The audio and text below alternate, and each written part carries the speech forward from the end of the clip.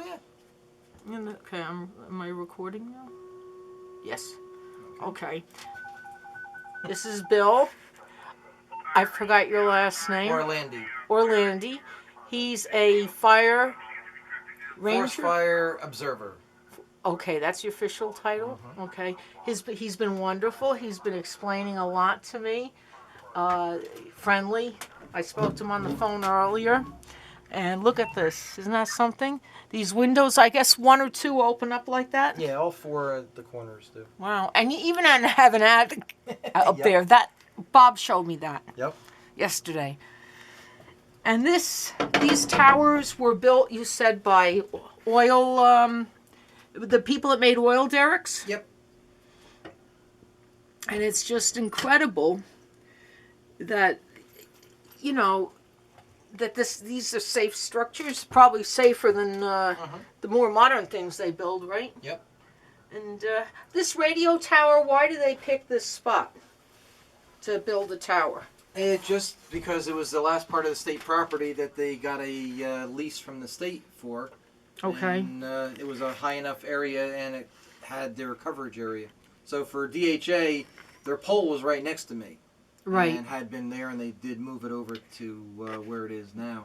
But for the rest, they could go and do the cell pods for phone and whatever. That's what the little white and gray items are, cell phone transmitters. Okay. And again, just for the people, my bird people, we have the black-faced and the red-faced turkey vultures. Right.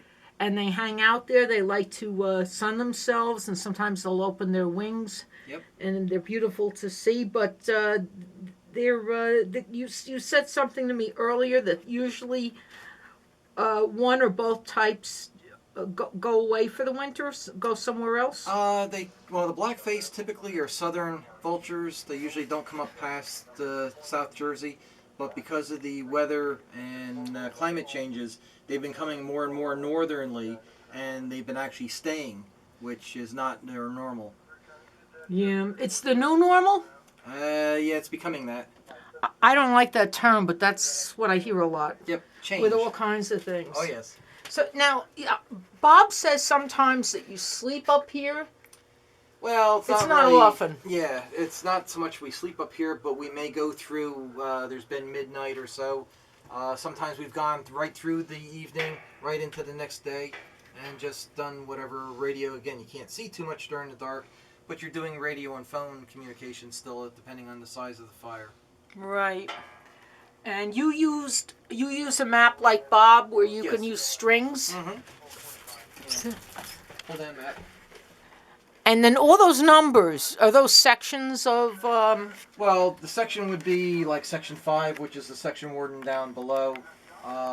These are districts. Now, these are old districts. They used to have a whole lot of them. Right now, they only have 10 districts per section. Okay. You can see some of this with 7D13, 7D12, 7D14. Well, they don't have that many districts anymore. Okay. They have 1 to 10 districts, and that's all. The sections have changed a little bit more. This is all Section 5 now. This is Section 7, and then down through here. So some of the sections have changed over the years. This map was probably 1950s vintage. It's a topographical map. So some of the things that didn't have Route 80 on it. Yeah. Or 287, so I had to draw them in. I understand that one. Yeah. Amazing. Now, do you ever... How far do you communicate? Like, I guess it's all northern New Jersey, other fire... Well, I can... anyone in the state that's a fire tower. The fire towers, we have... I haven't done any fire towers in South Jersey yet. Right. Well, the South Jersey, the one I usually deal with is Jamesburg, if they're up. Yeah. That's down in Jamesburg, just off the Turnpike Parkway there. And we kind of see similar areas. He sees one side of the Watchung Ridge, I see the other side. So we'll kind of help each other out on that. He's down below here. He's just off my map, because this is Camp Kilmer, this is Edison, and down here off of that, and then down Edison, Elizabeth, out off this way. So he's down just a little bit farther. This is where we're located at Greystone. And then this is Milton. Yeah, This is Bud Lake. I've been to Bud that Lake. one too. Yep. Yeah. There's 2 that are off the map. Catfish, which we were at the other day, Mm-hmm. and then Culver's. Yep, been to that too. That was This is neat. Bearfort, and this is where Ramapo. This is where it was moved from. This is where it is now. Now Rampo, wait. Rampo was originally where? Because that On the other side of the Wanacue here. And I that's didn't where it know has been- that. Yeah, it's actually been moved 3 times, but at least since I've been with the state, it's been moved from here to here. I guess there was a reason it was better to move it in a. Well, probably. Although the section warden, Frank Scardo, and whether it was divisional choice to move it or whether Frank Scardo's choice to move it. Like he thought it was better. Yeah, and It wasn't a group effort necessarily. necessarily. Yeah, he got his section people together and cranes and people that owed him favors for things, and they moved it. So I see. The Ridgeway on the horizon. Right. What would that be? that's part of Bowling Green, and that's just before Milton. Okay. And the cut there is Mount Hope Mine in Rockaway. Okay. Well, what do they mine for? Being I'm not from that particular area. I'm not... Basically, that was a sister mine for Scrub Oaks. That was in Mine Hill. Their initial mining was for iron ore, which is a high concentration of iron pyrite and iron ferrite. And basically, it stopped being mined back in the 70s.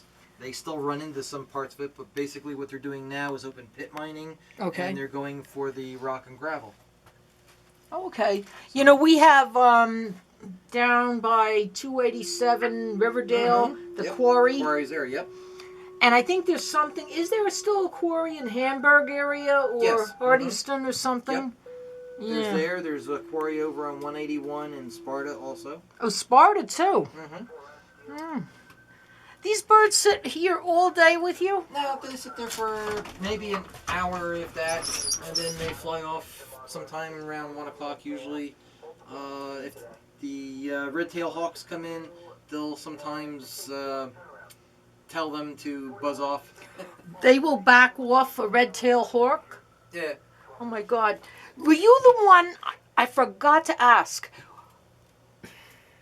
It was roughly 2 or 3 months ago. I was excited. We were here. I called up and somebody answered the phone and I said I was at this tower and I found something very beautiful in the woods over there. Oh, okay. Pileated woodpeckers. Oh, Was that you that I spoke to? Probably not. You know, pileated woodpeckers are the big ones. Right. There was a pair out there, Okay. and again, all I had was my cell phone camera, so I didn't get the really close-up shots of Right. them. They were feeding each other. They wouldn't let me get too close. Right. They're shy birds, Yeah. but they're they feed on the bugs off the dead trees. Mhm. But to just see that, I heard them. I know their call. Mm-hmm. So, it was just like, I got to call and find out when I can get up on this tower. And then let them know. I don't know what they got a little a bird sanctuary, but they like it over there. Yeah. Yep. Yeah. And I guess, depending on the bird, some birds like high open places. Yep. And some like more sheltered. It really is diversity of the forest. It Yeah. has to have the certain trees that promote them or give them habitat for nesting and things of that nature. Definitely. Yeah. So that's why when they say, well, they're just going to put a plantation in, well, that's fine, except that it changes your whole